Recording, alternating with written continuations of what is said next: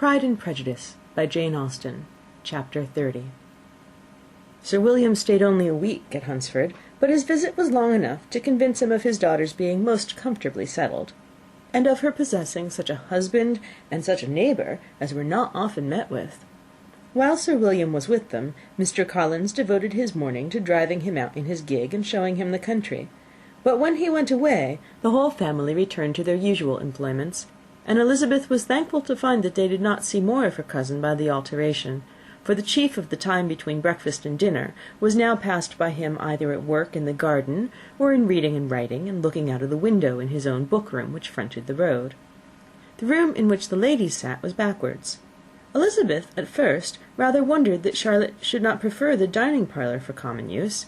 It was a better-sized room, and had a more pleasant aspect; but she soon saw that her friend had an excellent reason for what she did, for Mr. Collins would undoubtedly have been much less in his own apartment, had they sat in one equally lively, and she gave Charlotte credit for the arrangement.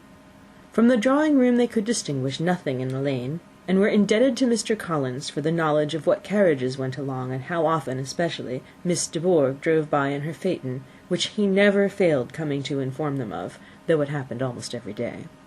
She not unfrequently stopped at the parsonage, and had a few minutes' conversation with Charlotte, but was scarcely ever prevailed upon to get out. Very few days passed in which Mr. Collins did not walk to Rosings, and not many in which his wife did not think it necessary to go likewise, till Elizabeth recollected that there might be other family livings to be disposed of. She could not understand the sacrifice of so many hours. Now and then they were honoured with a call from her ladyship, and nothing escaped her observation that was passing in the room during these visits. She examined into their employments, looked at their work, and advised them to do it differently, found fault with the arrangement of the furniture, or detected the housemaid in negligence, and if she accepted any refreshment, seemed to do it only for the sake of finding out that Mrs. Collins's joints of meat were too large for her family. Elizabeth soon perceived that, though this great lady was not in commission of the peace of the county, she was a most active magistrate in her own parish, the minutest concerns of which were carried to her by Mr. Collins, and whenever any of the cottagers were disposed to be quarrelsome, discontented, or too poor, she sallied forth into the village to settle their differences, silence their complaints, and scold them into harmony and plenty. The entertainment of dining at Rosings was repeated about twice a week, and, allowing for the loss of Sir William, and there being only one card-table in the evening, every such entertainment was the counterpart of the first. Their other engagements were few, as the style of living in the neighbourhood in general was beyond Mr. Collins's reach. This, however, was no evil to Elizabeth, and upon the whole she spent her time comfortably enough. There were half-hours of pleasant conversation with Charlotte, and the weather was so fine for the time of year that she had often great enjoyment out of doors. Her favourite walk, and where she frequently went while the others were calling on Lady Catherine, was along the open grove which edged that side of the park, where there was a nice sheltered path which no one seemed to value but herself, and where she felt beyond the reach of Lady Catherine's curiosity. In this quiet way the first fortnight of her visit soon passed away. Easter was approaching, and the week preceding it was to bring an addition to the family at Rosings, which in so small a circle must be important.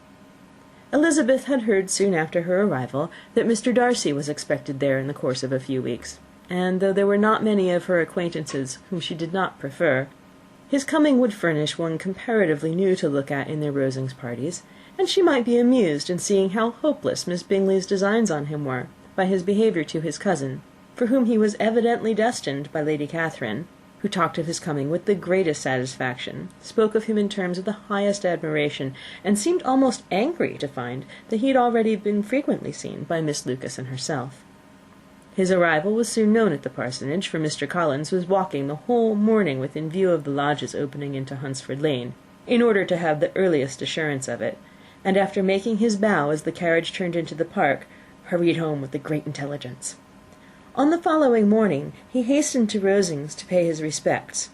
There were 2 nephews of Lady Catherine to require them, for Mr. Darcy had brought with him a Colonel Fitzwilliam, the younger son of his lord, and, to the great surprise of all the party, when Mr. Collins returned, the gentleman accompanied him.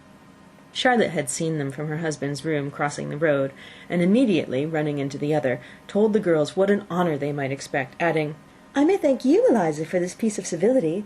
Mr. Darcy would never have come so soon to wait upon me." Elizabeth had scarcely time to disclaim all right to the compliment, before their approach was announced by the door-bell, and shortly afterwards the three gentlemen entered the room. Colonel Fitzwilliam, who led the way, was about 30, not handsome, but in person and address most truly the gentleman.